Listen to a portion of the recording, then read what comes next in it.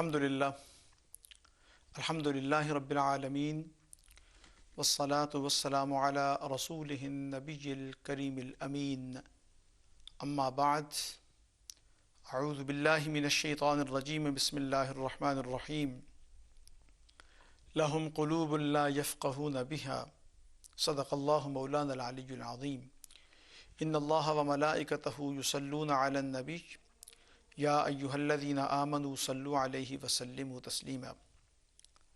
Dear brothers and sisters, viewers and listeners, Assalamu alaikum wa rahmatullahi wa barakatuh. In our last program, we were studying the theory of self as constructed in Sufism. And we discussed that there are different stages, there are different levels of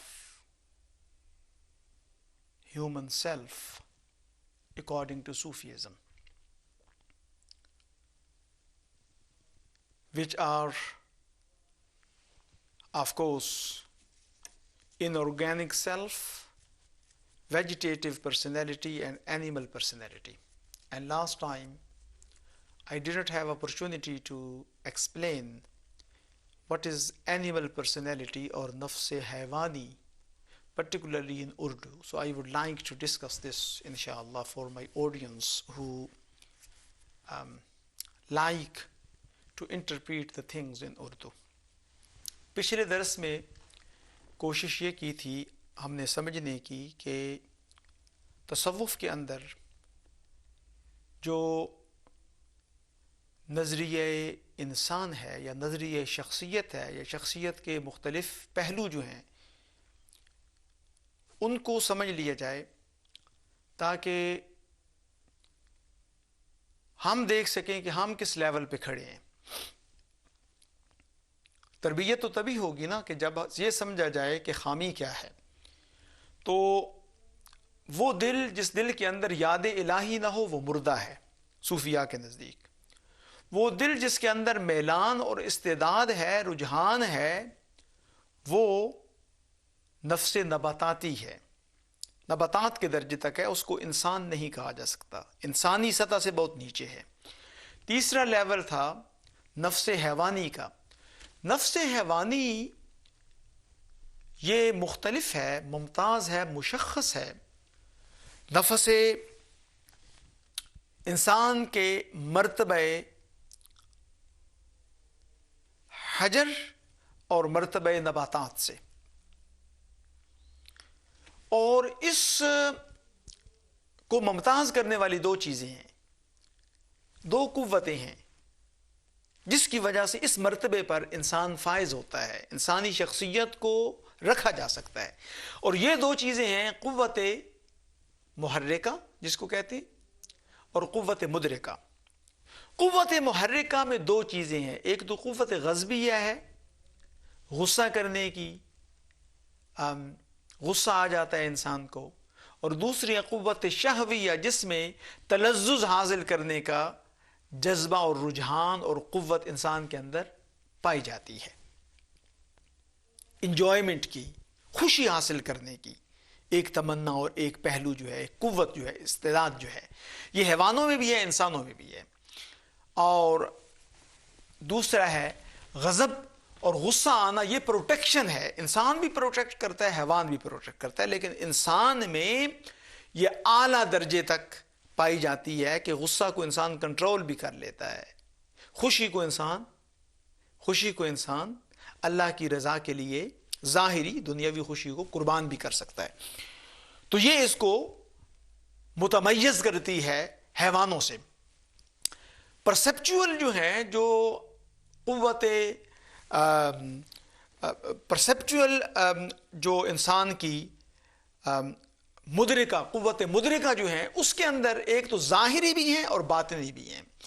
ظاہری یہ جو ہمارے حواس ہیں یہ ادراک کا ایک ذریعہ ہیں، اس لیے ان کو سنوارنے پر صوفیاء کرام توجہ دیتے ہیں. زبان سے کوئی ایسی بات نہ نکلے، کوئی ایسی چیز چکھی نہ جائے، کوئی ایسی چیز کھائی نہ جائے، کسی نامناسب چیز کو دیکھا نہ جائے، کیونکہ یہ برائی دیکھنے سے، برائی سوچنے سے، برائی سننے سے انسان اسی حیوانی سطح پر رہتا ہے، انسانی سطح پر نہیں اٹھ سکتا، نہیں پہنچ سکتا۔ اور دوسری ہے انسان کے جو حواس باطنی ہیں ان کے اندر دو ہیں، ایک تو کنشس ہے جس کو شعوری قوا کہتے ہیں، کہ جو کچھ آپ کر رہے ہیں آپ کو پتہ ہے آپ کیا کر رہے ہیں، ان میں یہ ہے کہ طاقت ہے، انڈرسٹینڈ کرنے کی طاقت ہے، کسی چیز کو آپ سوچتے ہیں، دھیان دیتے ہیں، توجہ کرتے ہیں، آپ سمجھ جاتے ہیں۔ دوسرا ہے کمپریہنشن کی قوت ہے کہ مختلف چیزوں کو جوڑ کر آپ نتیجہ نکالتے ہیں۔ اور تیسرا جو ہے وہ ہے کہ میموری جو ہے، اس کا حافظہ جو ہے، کسی چیز کو محفوظ کرنا چاہیں تو وہ محفوظ بھی، قرآن حکیم بھی ہم یاد کرتے ہیں، مختلف چیزوں کو یاد کرنے کی بھی استعداد ہے، لیکن کوشش آپ کو شعوری طور پر کرنی پڑے گی۔ اگر یاد رکھنا چاہیں گے نہیں تو نہیں ہوگا۔ ان کو کہتے ہیں جو ہے فکری قوتیں ہیں، لیکن شعوری قوتیں ہیں کہ آپ کوشش کرتے ہیں تو بات بن جاتی ہے، آپ ادراک کر لیتے ہیں چیزوں کا۔ دوسری ہے غیر شعوری، غیر شعوری پرسیپچول قوت جو ہیں یا طاقتیں جو ہیں، فہم کی جو استعدادات ہیں، وہ اپنا کام کر رہی ہوتی ہیں خود بخود، ان کی اصلاح کی بھی ضروری۔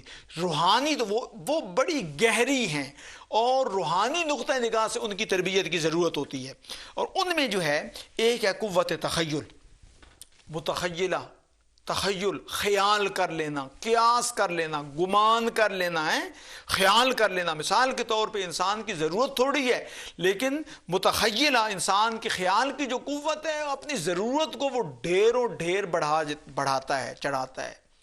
ضرورت دو روٹیاں ہی ہیں لیکن روزی ہے جی، روزی کا کیا کریں، ایسے پتہ چلتا ہے کہ پوری زندگی کا آج ہی اکٹھا کرنا ہے۔ تو اللہ فرماتا ہے کہ یہ انسان کے اندر موجود ہے، یہ طاقت سونے کے ڈھیروں ڈھیر کی خواہش ہے، سونوں کے ڈھیروں ڈھیروں کی خواہش ہے۔ یہ کس وجہ سے ہے؟ انسان کے اندر قوت خیال ہے، خیال کی پرواز کے ذریعے وہ کیا کرتا ہے کہ چیزوں کو بہت زیادہ، جو مفاہیم پوشیدہ ہوتے ہیں چیزوں کے، حصی چیزیں کے، ان کو بھی کیا کرتا ہے کہ وہ اجاگر کرتا ہے اور اس کو جو ہے وہ ڈرائیو کر لیتا ہے ان کو۔ یہ متخیل ہے۔ سبحان اللہ۔ صوفیاء کہتے ہیں کہ اس کی اگر توجہ خدا کی طرف کر دو، خدا کے علم کے اندر جب غوطہ غن ہو جاتا ہے، اس کی صفات کے اندر غوطہ غن ہوتا ہے، تو پھر منازل روحانی ترقی کے فکر پھر کیا ہوتا ہے؟ فراست بن جاتی ہے۔ پھر فراست، اتق فراست المؤمن فإنہ ینظر بنور اللہ، مومن کی فراست سے بچو۔ یہ قوت متخیلہ موجود ہے، فراست سے بچو کہ وہ اللہ کے نور سے دیکھتا ہے، پھر نظر اتنی دور ہو جاتی ہے۔ اور اگر اس کی تربیت نہ ہوئی ہو تو پھر دور کیا ہے، وہ جو ہے وہ گندگی کے ڈھیر ہی نظر آتے ہیں اور وہ برائی ہی کی طرف جو ہے وہ انسان مائل ہوتا ہے۔ تو یہ غیر شعوری ہے اور اس کی تربیت کی بہت ضروری ہے، یہ خود بخود پروان چڑھتی رہتی ہے، قوت متخیلہ یا تخیل۔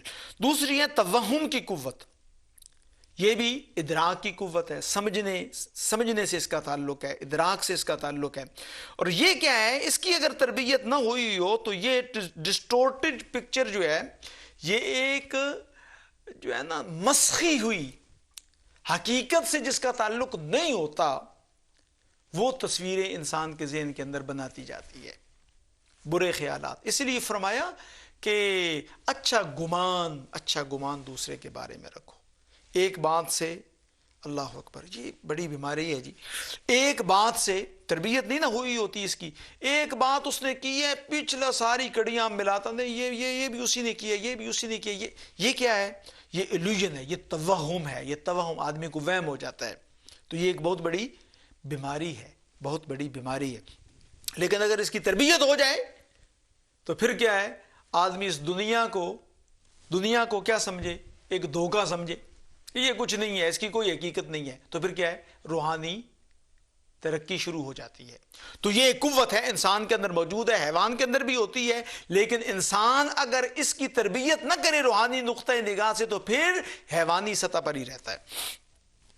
تیسری ہے تذکر کی قوت، جو ہے وہ یہی ہے کہ یاد کرنا، ریکال کرنا، جو کچھ پہلے ہے موجود ہے اس کو ریکال۔ دیکھیں نا، نماز کے اندر جاتے ہیں ہم غیر شعوری ہے. نماز کے اندر ہم جاتے ہیں تو جو باتیں بھولی ہوتی ہیں وہ بھی یاد آ جاتی ہیں, ہم خود یاد کرنے کی تھوڑی کوشش کرتے ہیں. تو یہ کیا ہے؟ یہ تذکر, یاد کرنے کی ایک قوت ہے انسان کے اندر. اور ایک طرف وہ حضرت علی رضی اللہ تعالیٰ عنہ تھے, خنجر لگا تھا, وہ نکل نہیں رہا تھا, نماز پڑھنے لگے, لوگوں نے تکلیف ہوتی تھی. لوگوں نے مشورہ دیا کہ جب علی نماز میں خدا کے سامنے کھڑا ہوتا ہے تو خوف خدا اور رقت کی وجہ سے اس کا پورا بدن بہت نرم ہو جاتا ہے, اس وقت نکال لینا. لوگوں نے وہ خنجر اس وقت نکال لیا اور علی کو پتہ تک نہ چلا. کیوں؟ کہ یہ جو قوت ہے, قوت تذکر کی, اس کی تربیت ہو چکی تھی. وہ گندگی, گندے خیالات جو مجھے اور تجھے آتے ہیں وہ نہیں آتے. تو یہ جو ہے یہ غیر شعوری قوتیں ہیں, ادراکات کی, سمجھنے کی. ان کا تعلق سمجھنے, سوچنے اور غور و تفکر کرنے سے ہے. تو یہ قوتیں ہیں, جب ان کی اصلاح نہیں ہوئی ہوتی تو انسان حیوانی سطح پر ہی رہتا ہے, اس کو انسان نہیں کہا جا سکتا. اسی لیے اولیاء کرام ایک دعا کرتے ہیں, سبحان اللہ. یہ دعا ان کے وظیفے کے اندر شامل ہوتی ہے, وہ ہر وقت دعائیں کرتے رہتے ہیں. کیوں؟ کہ یہ جو باطنی قوتیں ہیں نا, باطنی خیال اور فکر کی جو قوت ہے, فکری قوتیں جو ہیں, ان کی اگر تربیت ہو جائے تو اولیاء کہتے ہیں کہ یہ جو دوسری قوتیں ہیں, قوت محرکہ جو ہیں, تحریک دینے والی جو ہیں, جیسے غصہ ہے, اور جس طریقہ سے شہوانی سیکس کی آپ کی خواہش ہے, تلذذ کی خواہش ہے, اگر فکر درست ہو جائے تو وہ قابو میں خود بخود آ جاتی ہیں. اگر وہ ٹھیک ہو جائیں, اگر یہ فکری قوتیں ٹھیک ہو جائیں, خیال درست ہو جائیں, تو پھر دوسری جو بے لگام اور جو حیوانی قوتیں ہیں وہ خود بخود کنٹرول میں آ جاتی ہیں, خود بخود کنٹرول میں آ جاتی ہیں. اور صوفیاء اسی پر توجہ دیتے ہیں, زیادہ فکری قوتوں پر.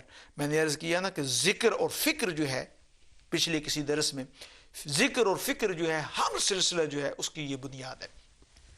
تو اولیاء کرام صوفیاء عاجزی سے اللہ کی بارگاہ میں یہ دعا کرتے ہیں, اللہ تعالیٰ ان حیوانی قوتوں پر ہمیں قابو پانے کی توفیق دے, اور یہ دعا کرتے ہیں, اللہم انی اسألک العصمۃ فی الحرکات والسکنات والکلمات والخطرات من الظنون والشکوک والاوہام الساطرۃ فی القلوب عن مطالعۃ الغیوب. سبحان, یا اللہ ہم سوال کرتے ہیں تیری بارگاہ میں محفوظ رہنے کا, ہماری حرکات جو ہیں, بری حرکات جو ہیں, ان کے تحفظ کا سوال کرتے ہیں. ہماری حرکات و سکنات میں ہمیں تحفظ دے یا اللہ. قوتیں وہ جو قوتیں ہیں محرکہ, ان کی یا اللہ ان سے ہمیں تو محفوظ رکھ, حیوانی سطح پر نہ رہیں, ہم حیوانی کوئی کام نہ کریں, حیوانوں کی طرح غصہ نہ کریں, حیوانوں کی طرح اپنی خواہ نفسانی اور جنسی خواہشات کے پیچھے نہ چلنا شروع کر دیں. میرے اللہ میں محفوظ رکھ. والکلمات والخطرات من الظنون والشکوک, اللہ ہمیں محفوظ رکھ, کلمات کی لغزش سے بھی ہمیں محفوظ رکھ. اور یا اللہ وہ جو خطرے ہیں ظن کے, وہ جو غیر شعوری ظنون, سوء ظن اور اوہام اور وہم اور دوسرے کے بارے میں غلط خیال اور شک, یہ جو کرتے ہیں شک, یہ جو ہے اس سے, اور یہ جو والاوہام الساطرہ, اور یہ جو وہم جو ہمارے دلوں کی یہ جو بیماریاں ہیں, دلوں کے اندر غیر شعور کے اندر, ہمارے دلوں کے اندر یہ جو وہم کی ایک قوتیں ہیں, ان سے بھی ہم تیری عصمت چاہتے ہیں, تیرا تحفظ چاہتے ہیں. کیوں؟ عن مطالعۃ الغیوب, کیونکہ یہ غیب کا مطالعہ کرنے سے, غیب میں فکر کرنے سے, غیب کے اندر جو کچھ مومنین کے لیے اللہ نے چھپایا ہوا ہے, ایمانی فراست سے اللہ یہ پردے بن جاتے ہیں. ایمانی فراست کی امپروومنٹ میں, ایمانی فراست کی ترقی میں, انسانی مرتبہ اولیاء پر پہنچنے میں, یا اللہ یہ کیا بن جاتے ہیں؟ یہ پردے بن جاتے ہیں. لہٰذا ہم تیری حفاظت چاہتے ہیں, تیری پناہ میں آتے ہیں, تجھ سے تحفظ چاہتے ہیں, تیری مدد چاہتے ہیں, تجھ سے طاقت چاہتے ہیں, تیری رہنمائی چاہتے ہیں, تیری ہدایت چاہتے ہیں. So this was their prayers, the Sufiya, all the time. Ya Allah subhanahu wa ta'ala, please help us in correcting our movements, and whilst we are not moving, when we are still, Ya Allah, be us still in appropriate way. And Ya Allah, we seek your protection in our kalam, in our words, wal kalimat, and Ya Allah subhanahu wa ta'ala, all the dangers of zan, of illusions and suspicions and misconceptions which are in our heart. And in heart, in psychology, this is unconscious. Heart is unconscious, it's not conscious. It is unconscious mabda, or the center of unconscious. You don't know, but automatically it's going on. And these are basically veil between observation which is hidden, mean marifah of Allah subhanahu wa ta'ala. That's why, Ya Allah subhanahu wa ta'ala, we seek your protection from these evils. Because if we don't control these things, then we will remain on the level of animals. Still, in Sufi's eyes, the person cannot deserve to be called as human, because he did not improve, he did not prove that he deserved that status. This is why it is. Then the next one is, of course, nafs-e insani. Nafs-e insani. When a person controls these powers, then he can be called in Sufism as insan, or the human personality. Human personality. And this is, what is human personality? They say that this is actually conscious of being conscious. You know that you are intelligent person. You know you have your responsibility. You know that you have ikhtiyar, or freedom of choice. You know you have your objectives of life, why you are being created. If you know these, then you deserve to be called a human. Then you are at the level of human, and this is called nafs-e insani. And two things are very important: aql, power of understanding, correct understanding, and qalb, which is place of love for Allah subhanahu wa ta'ala, love of Allah subhanahu wa ta'ala. Your emotions are in your control, because your heart is full of love of Allah subhanahu wa ta'ala. And your aql, your thought is positive, right? So when your thought is positive and your qalb is full of love of Allah subhanahu wa ta'ala, and you know your purpose of life, then you deserve to be called a human. Then this personality is called nafs-e insani, human personality. जब इंसान हैवानी क़ुव्वतों को control कर लेता है, तो फिर वो मर्तबा इंसानी पर फायज होता है, वो फिर मर्तबा इंसानी पर फायज होता है। सूफिया की नज़र में फिर वो इंसान कहलाने के लायक होता है। जब तक ये न हो, जिस वक्त तक दिल के अंदर याद इलाही न हो, जिस वक्त तक ग्रोइंग की और प्रोडक्शन की और नमूव की और बालिदगी की सलाहियत को इंसान वाज़े न कर सके मर्तबे नबाताती पर, जिस वक्त मर्तबे हैवानी पर कुव्वत ग़ज़बिया और कुव्वत शहविया और सोचने समझने की सलाहियतें और गुस्से पर कंट्रोल न हो और शहवत काबू में न हो, उस वक्त तक इंसान कहलाने के लायक नहीं है। जब ये कर लेता है इंसान, तो फिर उसको, हाँ सूफी कहते हैं कि फिर उसको इंसान कहो, और अब इंसान की तरक्की का सफर जो है वो जारी होगा। अब उसकी तरक्की का सफर जारी होगा। और इंसान की दो खुसूसियात हैं, दो पहचानें हैं, दो कैरेक्टरिस्टिक्स हैं, दो क्वालिटीज हैं, दो बुनियादी सिफतें हैं। क्या है? एक दिल और दूसरा अकल। अकल इस्तेमाल करना आती है उसको, हिकमत से खाली ना हो, और दिल याद इलाही से गाफिल ना हो। गफलत غفلت نہ ہو، یہ اس کی دل غافل نہ ہو، اور عقل جو ہے وہ جہالت سے پر نہ ہو. یہ کیا ہے؟ یہ انسانی خصوصیات ہیں. And when the person has been appointed on the status of human beings, when a person improved human personality, then the journey of spiritual development can be commenced. And then there are different stages of improvement. There are different marahil, there are different steps for the development of human personality. When you are appointed, when you think that you are a human being, then Sufi says that then you have to commence your journey towards Allah. Towards Allah. If you are not human, don't think that you will be able to go too close to Allah subhanahu wa ta'ala. When you have appointed yourself on the level of human beings, then there are some marahil, there are some steps, there is a journey, and Sufi tells what is that journey. And there are different steps on at each steps they tell us at each step what is the procedure. If you are like that, what is the procedure to go to the next stage?